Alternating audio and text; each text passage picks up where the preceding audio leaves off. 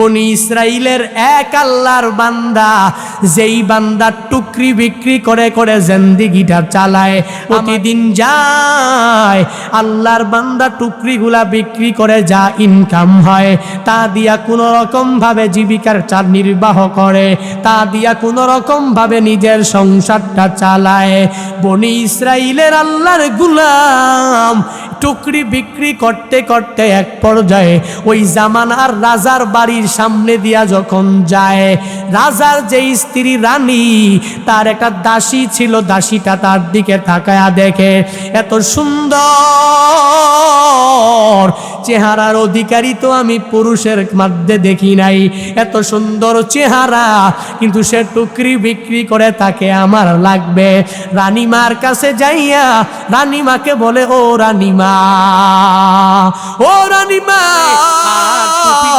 আপনাদের রাজদরবারের সামনে দিয়া এক আল্লাহর বান্দা যায়, যেই বান্দা টুকরি বিক্রি করে করে সুন্দর চেহারা নিয়ে যায়। ও রানীমা, আপনি বললে আমি তাকে যায় পরিপূর্ণ ফুসলায় আনতে পারবো, তাকে লোভ দেখাইয়া আপনার সামনে নিয়ে আসতে পারবো। ওই রানীমা বলে, যা যা, এই সুন্দর পুরুষটা আমার লাগবে। ওই দাসী আল্লাহর বান্দা বনি ইসরাইলের টুকরি বিক্রেতার কাছে এসে টুকরি বিক্রেতাকে ধরে ধরে ধরে ধরে যখন রানীমার কাছে নিয়ে যায়, টুকরি বিক্রেতা তো মনে করেছেন রানীমা আমার কাছে টুকরি ক্রয় করবে, আজকে অনেক দামি দামি কিছু টাকায় টুকরিগুলো বিক্রয় করতে পারব।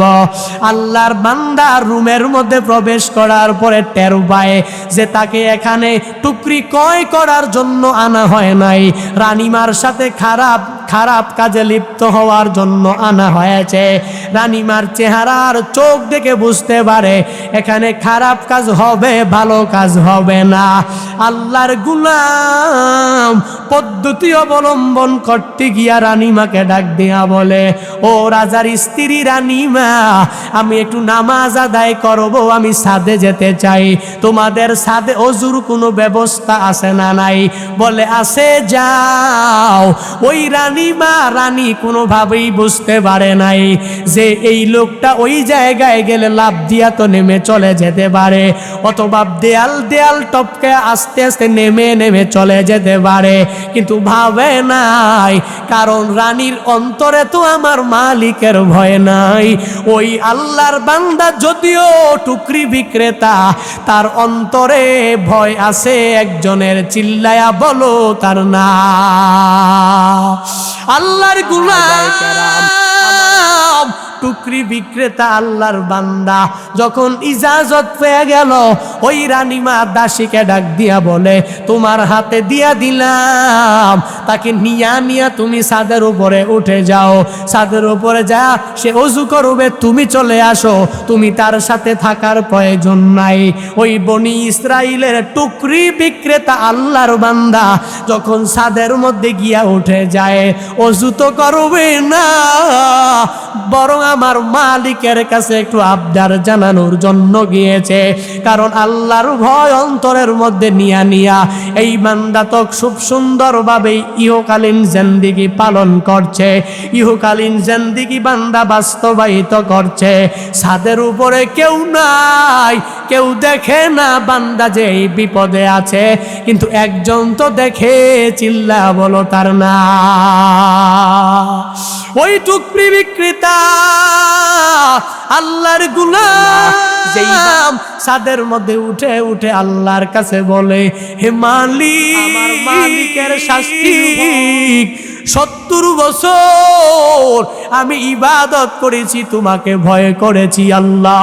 ও আল্লাহ, আজকে যদি আমি খারাপ কাজে লিপ্ত হয়ে যাই, আমার জিন্দেগির সব নেক আমল বরবাদ হয়ে যাবে। ও আল্লাহ, রাজার রানী থেকে আমি বাঁচতে আমার অনেক কষ্ট হয়ে যাবে, তুমি যদি আমাকে কোনো পথ না দেখাও আমি পথ খুঁজে পাবো না, তুমি যদি আমার পথ না দেখাও তাহলে আমি গুনাহ থেকে বাঁচতে পারবো না। আল্লাহর কাছে যখন বলে, ফকিয়াবুল্লাহ ইস রহমাতুল্লাহ আলাই জানায়, আল্লাহ তাআলা তখন এই বান্দার আল্লাহর ভয় অন্তরের মধ্যে কেমন তার পরিমাণ দেখে দেখে আল্লাহ বলেন রে জিবরাইল যা যা যা, আমার এই বান্দা তো দুনিয়া পাওয়ার জন্য আমি আল্লাহর কাছে সাহায্য চায় নাই, বরং আমি মালিকের ভয় নিয়ে আমি আল্লাহর কাছে সাহায্য চেয়েছে। আর আল্লাহ তো বলে ওয়ামাইয়াত্তাকিল্লাহা ইয়াজআল লাহু মাখরাজা, আল্লাহকে যে ভয় করবে ওই বান্দার জন্য গুনাহ থেকে বাঁচার জন্য আল্লাহ পথ বের করে দিবে। আল্লাহ বলে জিবরাইল ওই রাজার বিশাল দালানের মধ্যে ছাদের উপরে যাইয়া যাইয়া তোর এই 600 ডানা, ওই ডানায় বেশি বিছানো লাগবে না, 3-4টা ডানা বিছিয়ে দে, তোর এই ডানা দিয়া আমার ওই বান্দা টুকরি বিক্রেতা নিচে নেমে যাবে, তখন সে গুনাহ থেকে বেঁচে যেতে পারবে। আমার বান্দাকেও আমি আল্লাহ পথ দিয়া দিয়া জান্নাতে নিয়ে নিয়ে জাহান্নাম থেকে বান্দাকে বাঁচায়া আমি আল্লাহ দিতে পারবো। কি বোঝা যায়? ওয়ামাইয়াত্তাকিল্লাহ ইয়াজআল লাহু মাখরাজা। বান্দা সূরাতুত তালাকের 2 নম্বর আয়াত। তাকওয়া বান্দার জন্য পুরস্কার। তাকওয়াবান যখন ওই তাওবা করবে আর তাকওয়া অর্জন করবে, আল্লাহ তখন তাকে পরিপূর্ণভাবে পথ বের করে দিবে। এরে আল্লাহর বান্দা, সূরাতুত তালাকের 3 নম্বর আয়াত হলো ওয়ায়ারযুকুহু মিন হাইসু লা ইয়াহতাসিব। শুধু তাই না, যেই বান্দাই আল্লাহকে ভয় করে আল্লাহ শুধু পথ বের করবে না, ওই বান্দার রিজিকের ব্যবস্থা করে দিবেন কে? আল্লাহর ভয় নিয়ে আগায় যাও, দুনিয়াতে রিজিক নাই আল্লাহ দিতে পারে। আল্লাহর ভয় নিয়ে আগায় যাও, নামাজ রোজা নেক আমল সুন্দরভাবে করে নাও, তাহলে হয়তো কিছু নাই, টাকা নাই, পয়সা নাই, তোমার রিজিকের ব্যবস্থা করে দিতে পারেন কে? তুমি আমার মালিকের ভয় অন্তরের মধ্যে নিয়ে যখন তুমি নামাজের মধ্যে দাঁড়ায়া যাবা, যখন তুমি রোজা নেক আমলের মধ্যে দৌড়ায়া দৌড়ায়া যাইবা, যদিও জীবিকা নির্বাহের খাত, টাকা নাই, পয়সা নাই, কোনো রকম চলাফেরা, যদি বান্দা যেই ইনকামটা তুমি নামাজ পড়ে আদায় করেছো, রোজা রেখে আদায় করেছো, নেক আমল করে আদায় করেছো, যদিও 10 লাখ 20 লাখ অনেক বড় অ্যামাউন্ট তোমার নাই, আছে 1000 2000 10,000, ওই অল্প টাকাতেও বরকত দিতে পারেন কে?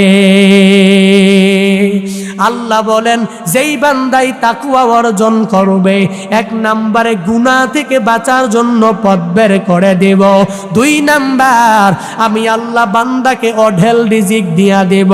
এর বান্দা যা বলতেছিলাম, বলে তাকওয়াবান হওয়ার জন্য লাগবে ঈমান, ও ওলিয়ে কামেল হওয়ার জন্য লাগবে ঈমান, 2 নম্বরে লাগবে তাকওয়া।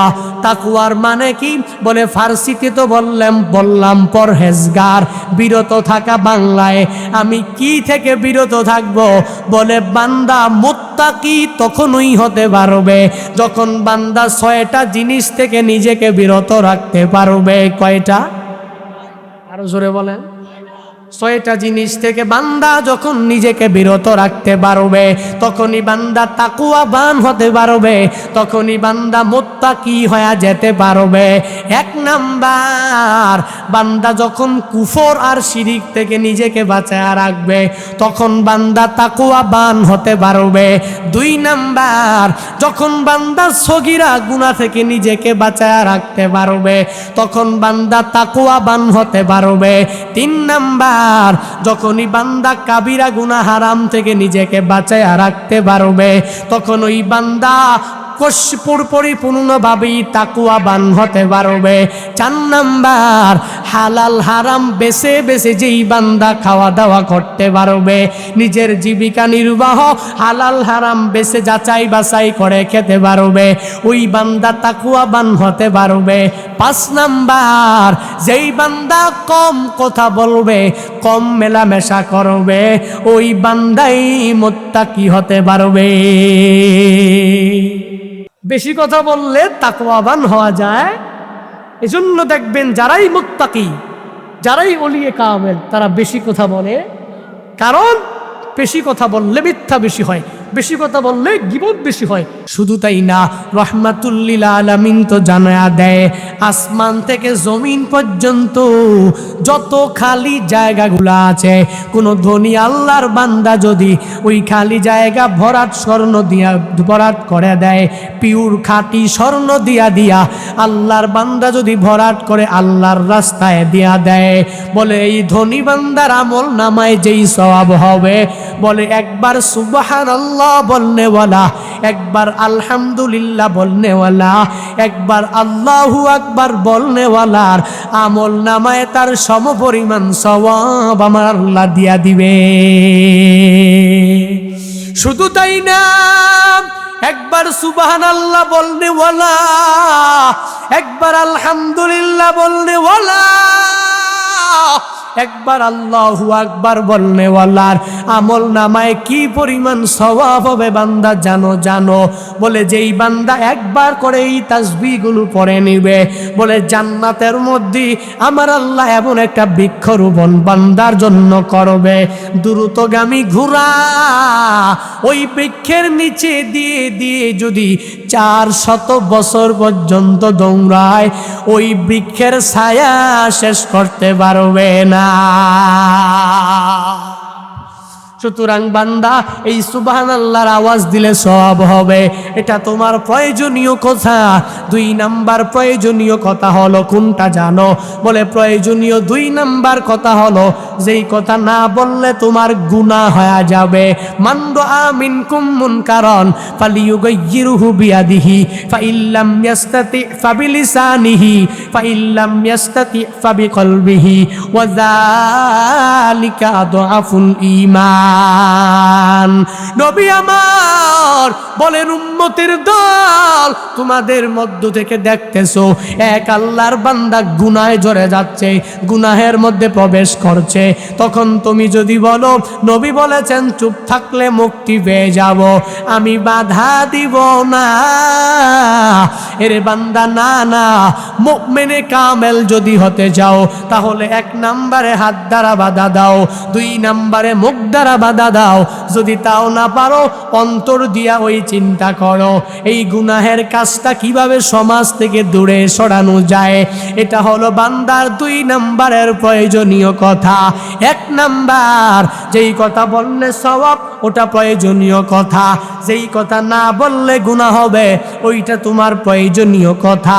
3 নাম্বার, ব্যবসার মধ্যে বসে আছো, তেলের দাম এত বেশি, এত বাড়া বেড়েছে, যদি ক্রেতা এসে এসে তোমাকে জিজ্ঞাসা করে তোমার তেলের লিটার কত, দাম কত, আমাকে জানা দাও, আর তুমি যদি তখন বলো নবী বলেছেন চুপ থাকলে আমি মুক্তি পেয়ে যাব, আমি আমার ক্রেতাকে আমার তেলের দামের ব্যাপারে বলবো না, ক্রেতা 5 লিটার তেল নিয়ে 500 টাকা দিয়া পরিপূর্ণ দিয়া যাবে, তখন তোমার ব্যবসায় 1 সপ্তাহ পরে লাল বাতি জ্বলবে, ঠিক কিনা?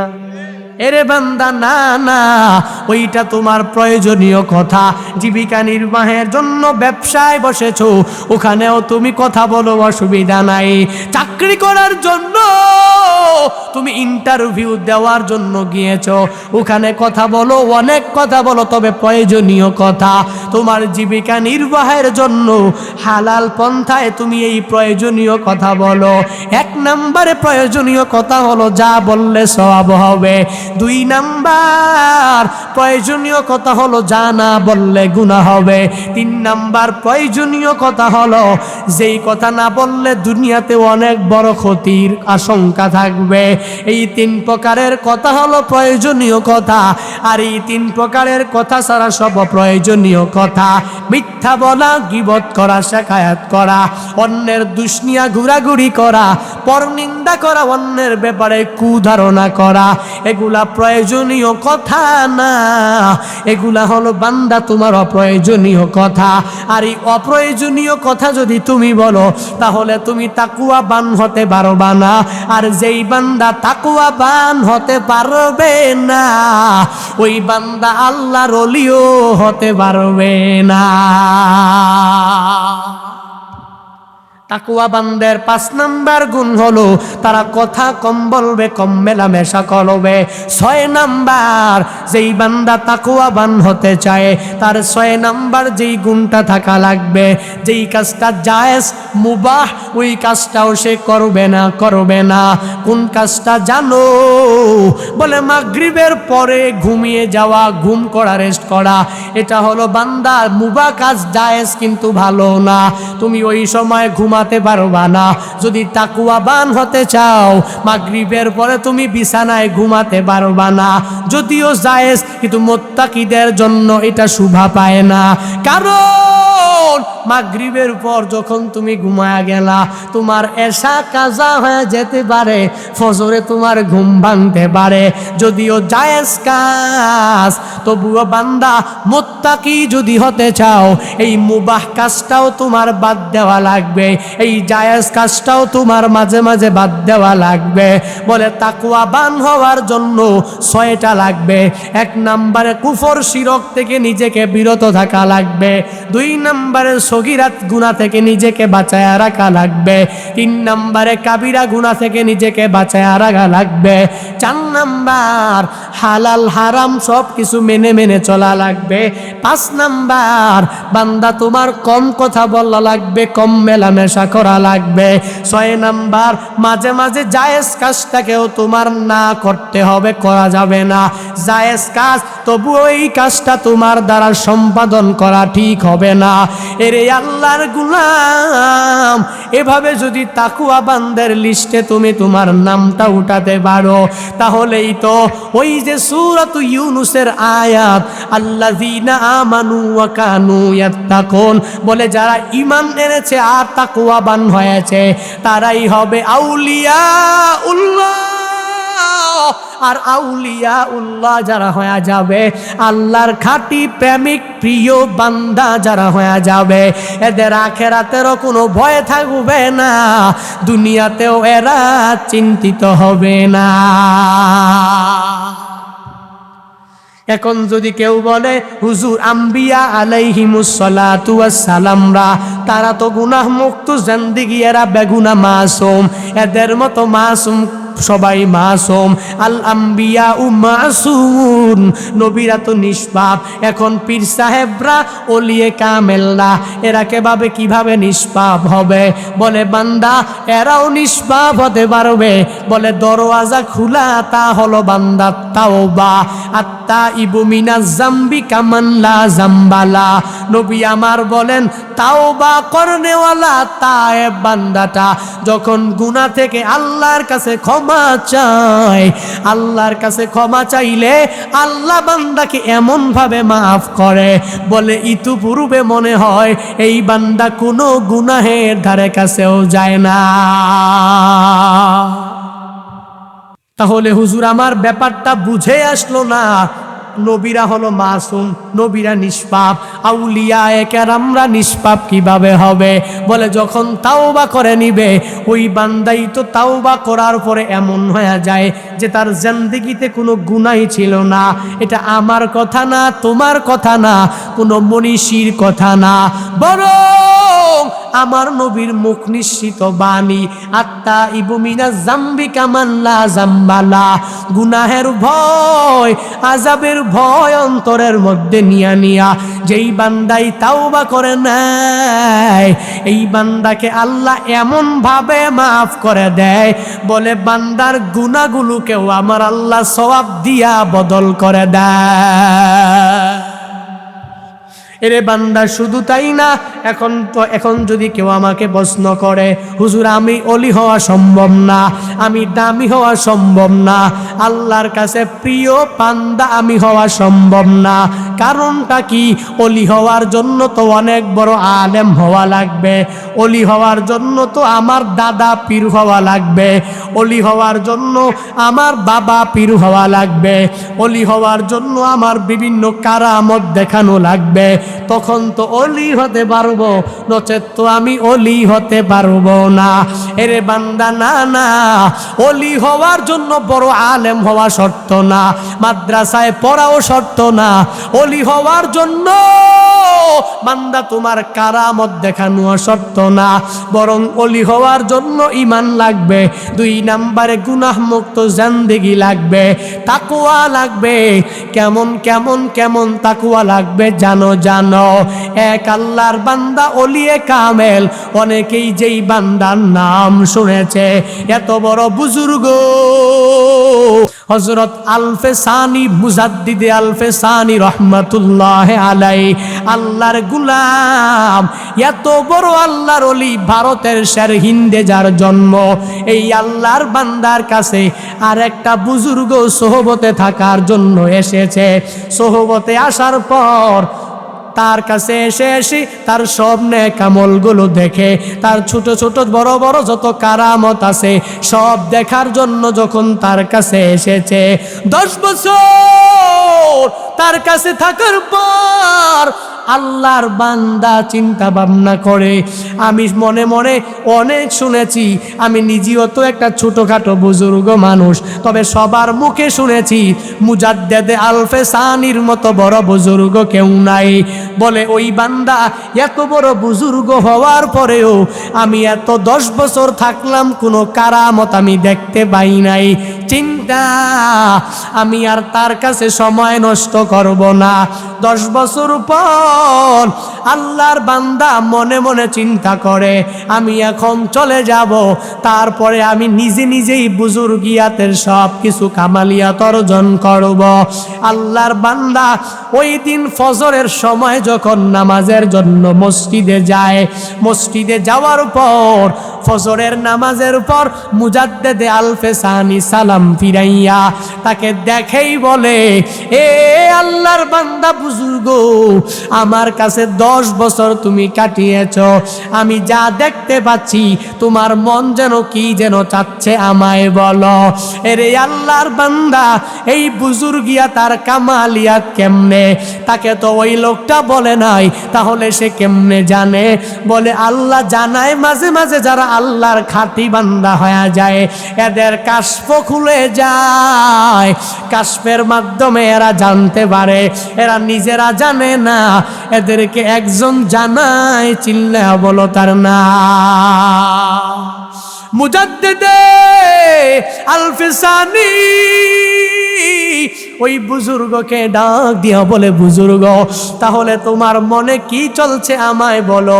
ওই লোকটা বলে, ধরা খেয়ে গেলাম, আমি যে আস্তার দরবার থেকে চলে যাব সে তো বুঝে গেল, এখন আমি তাকে কথাটা বলেই দেই। ও মুজাদ্দিদ, আপনার কাছে 10 বছর আমি ছিলাম, আমি তো কোনো কারামত দেখতে পেলাম না। ও মুজাদ্দিদ বুজুর্গ, এজন্য আমি এখান থেকে চলে যাব, থেকে আমার কোনো লাভ নাই। মুজাদ্দিদ বলেন, তাহলে তুমি কি কি কারামত দেখতে চাও? আর তুমি মনে করো কারামতের মধ্যেই পরিপূর্ণ ওলি হওয়া যায়, কারামত দেখাতে পারলেই ওলি হওয়া যায়? বলে, হ্যাঁ হ্যাঁ, আমার তো ধারণা এটাই, কারামত দেখাতে পারলেই বান্দা ওলি হতে পারবে। বলে, কেমন? উদাহরণ দেও। ওই আর একটা যেই বুজুর্গ মুজাদ্দিদের সামনে বসা, ওই বুজুর্গ বলেন, হুজুর 10 বছরে আপনার কোনো কারামত দেখলাম না, আমি বুজুর্গ মানুষ, আমার ছোট্টখাট্ট বুজুর্গ হওয়ার পরেও আমি কি কারামত দেখাইতে পারি জানেন? আমি এই জায়গায় বসে বসে ধ্যান করে করে কবরের মধ্যে যাইয়া ওই মৃত মানুষের সাথে আমি কথা বলতে পারি। মুজাদ্দিদ বলে, চমৎকার। আলফে সানি রহমাতুল্লাহ আলাইহি জানায়া দেয়, তুমি তো ধ্যান করে করে ওই কবরে যে যে যে যে মুর্দারের সাথে কথা বলা তোমার কারামত, কিন্তু আমার কারামত কি জানো? জানো, এই হিন্দের মধ্যে যত রু চলে গিয়েছে, আমি যদি এই মসজিদের মধ্যে বসে বসে এখনই যদি ডাক দেই, আল্লাহর হুকুমে সব রু আমার সামনে চলে আসো, আমি এই কথা বলতে দেরি হবে। আল্লাহ তাআলা তার দয়া কৃপায় আমি কারামতের কারণে আমার সামনে প্রত্যেকটা হিন্দের রু আমার সামনে আসতে 1 মিনিট দেরি হবে না। তাহলে তুমি বড় ওলি না আমি বড় ওলি? কি কারামত? তোমার কারামত হলো তুমি ধ্যান করে করে একজনের কবরে ঢুকে, তুমি ধ্যান করে করে একজনের কবরে যে প্রবেশ করে তারপরে তার সাথে কথা বলতে পারো। কিন্তু আমি অলির কারামত কি জানো? আমি এই মসজিদে বসে বসে গোটা শের হিন্দের যত মানুষ আছে যারাই দুনিয়া ছেড়ে অন্ধকার কবরে চলে গেছে, আমি মুজাদ্দেদ আলফে সানি যদি ডাক দেই, প্রত্যেকটা রূহ আল্লাহর হুকুমে আমার সামনে চলে আসবে। তো আমার কারামত বেশি না তোমার কারামত বেশি? মূলত কারামতটাই হলো কামালিয়াত না, মূলত এই কারামত দেখাইতে পারলেই নিজে পরিপূর্ণ খাঁটি ওলি হওয়া যায় না। বরং তুমি আমাকে বলো, তুমি যে আমার সাথে 10 বছর ছিলা, আমার ফরজ ওয়াজিব সুন্নত এমনকি কোনো নফল ছুটেছে নাকি? বলে না না হুজুর, আপনার সাথে আমি থেকেছি 10 বছরে। আপনার ফরজ, আপনার ওয়াজিব, আপনার সুন্নতে মুআক্কাদা, আপনার সুন্নতে জায়েদা, আপনার একটা নফলও ছুটতে আমি দেখি নাই। আপনার জামাত একদিনও আমি তরক হতে দেখি নাই। তাহলে তাহলে তাহলে তাহলে কি বোঝা যায়?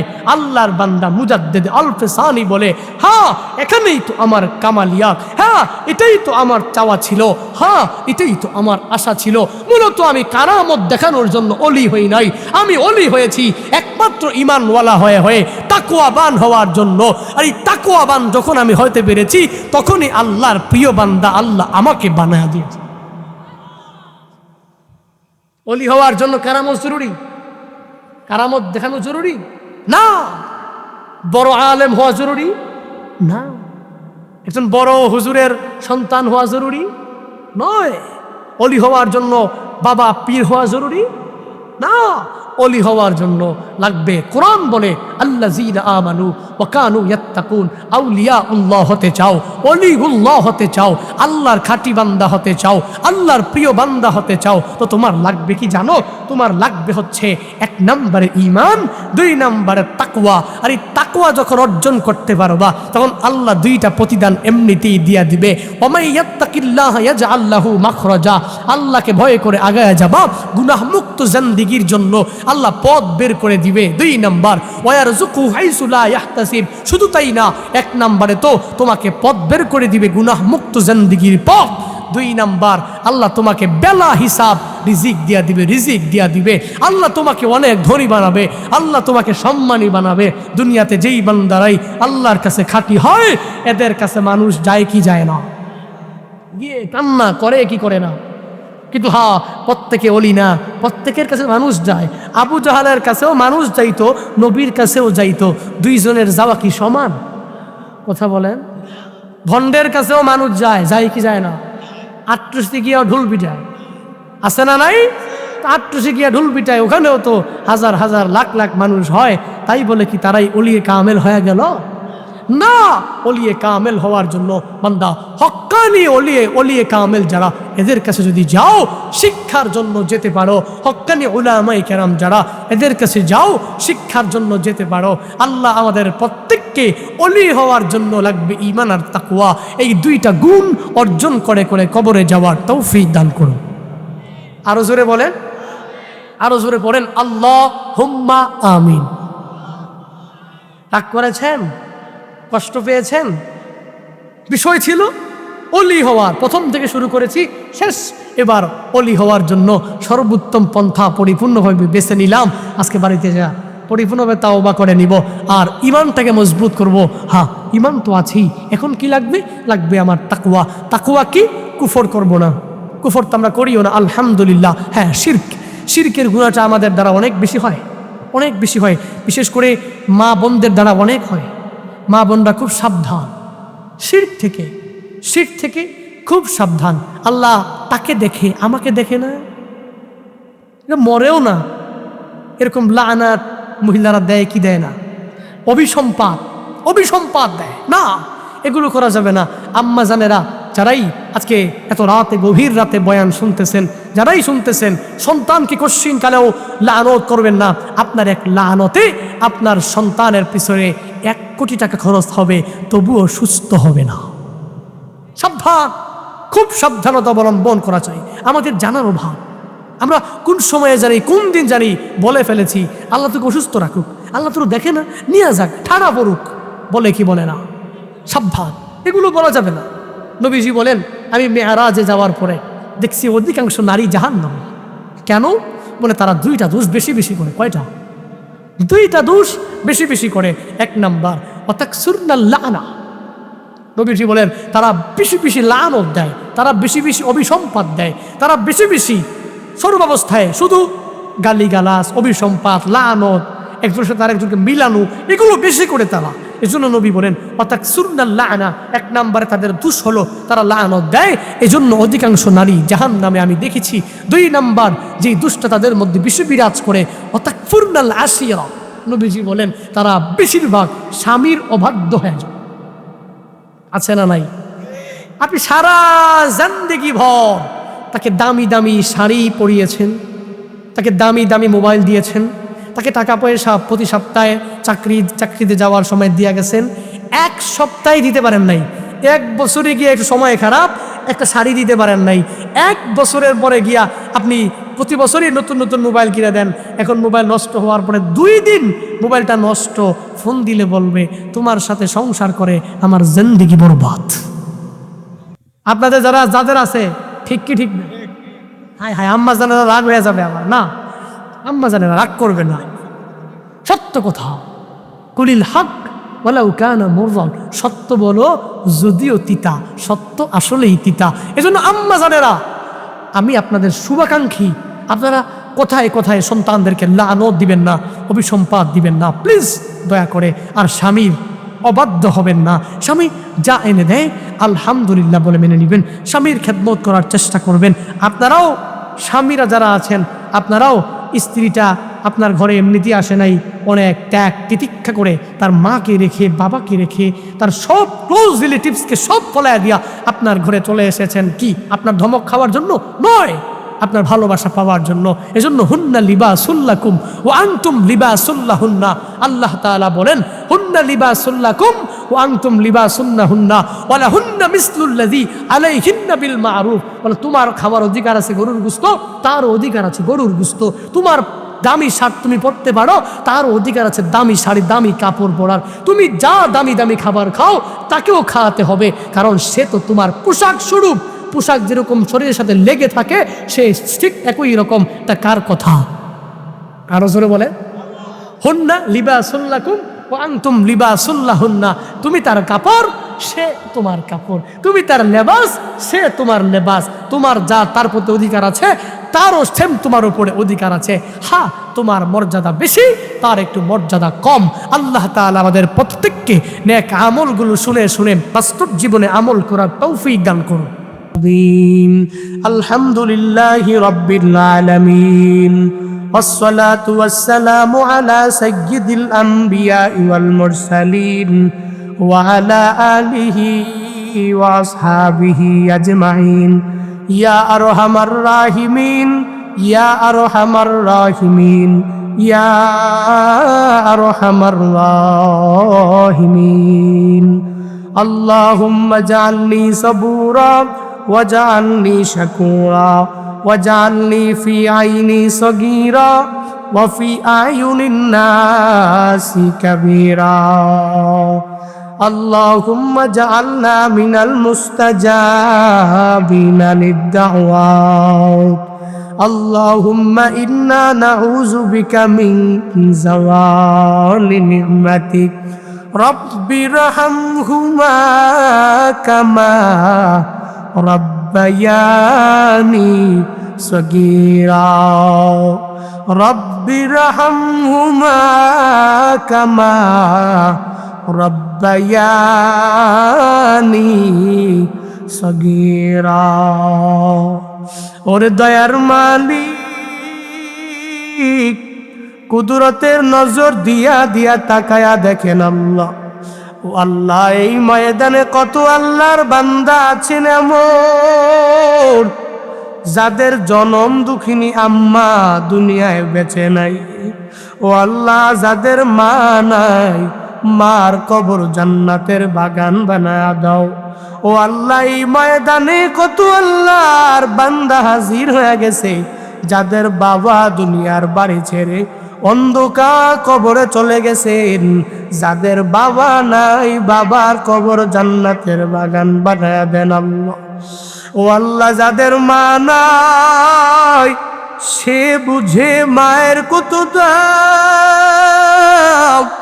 হায় আল্লাহ, যাদের বাবা নাই সে বুঝে বাবার কত দাম।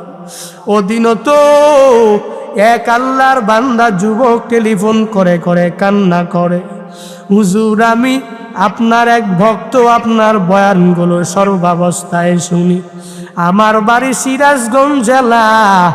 2013 সালে আমি যখন স্কুল কলেজে পড়াশোনা করি, আমার বাবা দুনিয়ায় নাই, আমার মা দুনিয়ায় বেঁচে ছিল।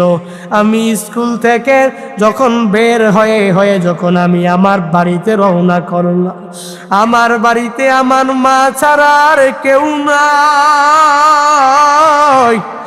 হুজুর, আমি আমার মাকে প্রতিদিন দুয়ারের সামনে যায় আমার মাকে ডাক দিলে আমার মা আমাকে আদর করে করে খানার প্লেটে বসায়। হুজুর, আমি একদিন আমার মাকে যখন যায় ডাক মারি, আমার মা তো আমার ডাকের জবাব নেয় না। আমি আমার চাচির কাছে গিয়া বললাম, চাচি আম্মা, আমার মাকে আমার ডাকলাম, আমার মা কই? চাচি আম্মা ডাক দিয়া বলে, তোমার মা অসুস্থ, হাসপাতালের বেডে মনে হয় শুয়ে আছে। আমাকে যুবকটা চোখের পানি সেরে বলে, হুজুর, আমি আমার মাকে দেখার জন্য হসপিটালে রওনা করলাম। আমি আমার মার বেডের সামনে গিয়া আমি আমার মার হাতটাকে ধরলাম।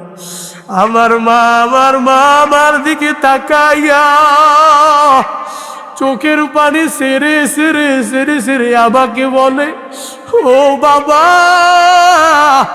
তোমার আব্বা দুনিয়া ছেড়ে অন্ধকার কবরে চলে গেছে, অনেক দিন হয়ে গেল। আমি মা ছাড়া দুনিয়াতে আর কেউ তোর ছিল না। আজকে আমিও বাড়িতে নাই, ছুটে এসেছো। ডাক্তাররা বলেছে আমার ক্যান্সার ধরা খেয়েছে, আমি আর বাঁচবো না। তবে সন্তান, যা তোকে আমি আল্লাহর হাতে দিয়া গেলাম। ওই যুবক বলে, হুজুর, আমি আমার মা দোয়া নিয়া স্কুল কলেজে ভার্সিটিতে পড়ে আমি আজ বিবারিয়াতে থাকি। আজকে আমার অনেক বড় একটা চাকরি হয়ে গেল, আমার লাখ টাকা মাসিক বেতন, আমার সিরাজগঞ্জে বাড়ি গাড়ির কোনো অভাব নাই। কিন্তু আমার একটাই অভাব, আমার ওই জনম দুঃখিনী আম্মাটা দুনিয়ায় না।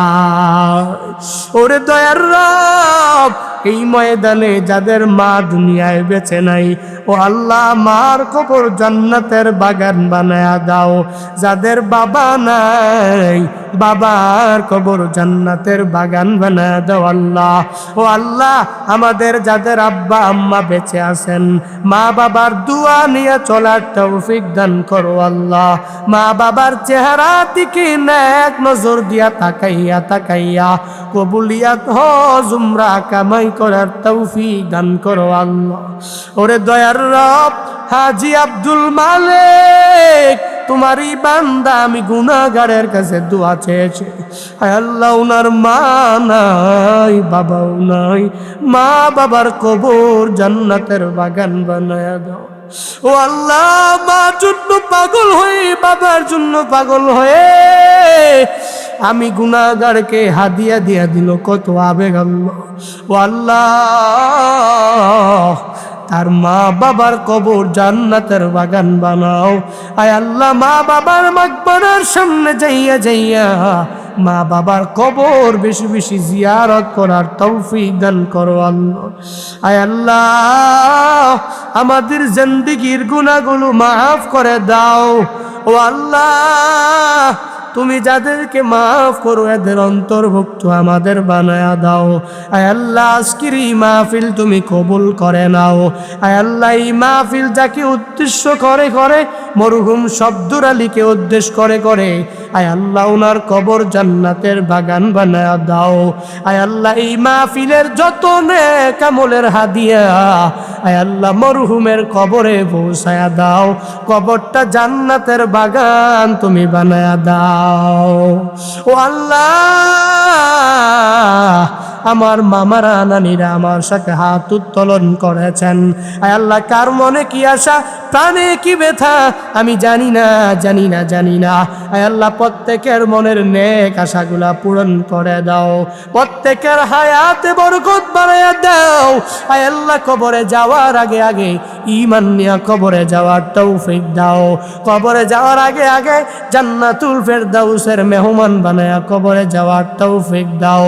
আয় আল্লাহ যত বক্তারা এলাকায় সমাজে দেশে দেশে জেলায় জেলায় ঘুরে ঘুরে কালিমা ইসলামের দাওয়াত দেয়, তাদেরকে তোমার হাতে সফর্দ করে দিলাম। আয় আল্লাহ প্রত্যেকের জামিন তুমি হয়ে যাও। যে যে লাইনে লেখাপড়া করেন ওই লাইনে কামিয়াবি দাও, ওই লাইনে সফল হওয়ার তৌফিক দান করো আল্লাহ। উপকারী ইলম শিখে শিখে শিখে শিখে আমাদেরকে আমল করার তৌফিক দান করো আল্লাহ। আয় আল্লাহ মসজিদের ইমাম সাহেব, আয় আল্লাহ অনেক ভালো মানুষ, মুহাব্বত করে, তাকেও তোমার হাতে সফর্দ করে দিলাম, ইসলামের জন্য কবুল করে নাও। আয় আল্লাহ দ্বীনি খেদমত করার তৌফিক দাও, তোমার হাতে সফর্দ করে দিলাম, জিম্মাদার হয়ে যাও। আয় আল্লাহ যত বক্তা শ্রোতা এই গভীর রাত পর্যন্ত বয়ান করেছি শুনেছে, আয় আল্লাহ প্রত্যেককে ইহকালীন জিন্দেগি পরকালীন জিন্দেগি উভয় জগতে কামিয়াবি করে দাও। যারা মক্কা মদিনায় যেতে চায় প্রত্যেককে জীবনে একবার হলেও মক্কা মদিনা